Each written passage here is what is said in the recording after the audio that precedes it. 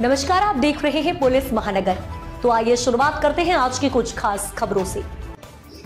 महाराष्ट्र के स्कूलों में हिंदी भाषा को अनिवार्य रूप से पढ़ाए जाने के फैसले के बाद से ही राजनीति तेज थी। अब सरकार ने फैसला लिया है कि क्लास 1 से 3 तक हिंदी को अनिवार्य नहीं रखा जाएगा, लेकिन सामान्य रूप से हिंदी को तीसरी भाषा के रूप में पढ़ाया जाएगा।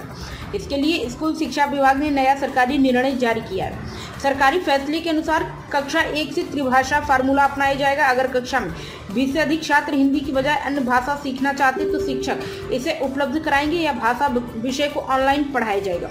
स्कूल शिक्षा 2024 के लिए राज्य पाठ्यक्रम योजना के अनुसार मराठी और अंग्रेजी माध्यम के स्कूलों में कक्षा 1 से 5 तक के लिए हिंदी अब तीसरी भाषा होगी।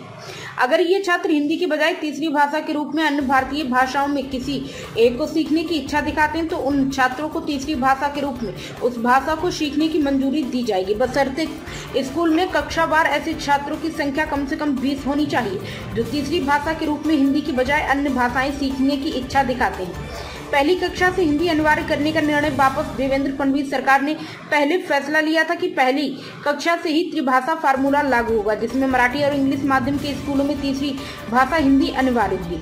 अन्य भाषाएं पढ़ने के लिए 20 छात्र होने जरूरी। आदेश में कहा गया है कि मराठी और इंग्लिश माध्यम के स्कूलों में पहली से 5वीं तक हिंदी सामान्यतः तीसरी भाषा होगी, लेकिन अगर कोई विद्यार्थी हिंदी के स्थान पर किसी अन्य भारतीय भाषा को तीसरी भाषा के रूप में पढ़ना चाहता है तो उसे इसकी अनुमति दी जाएगी।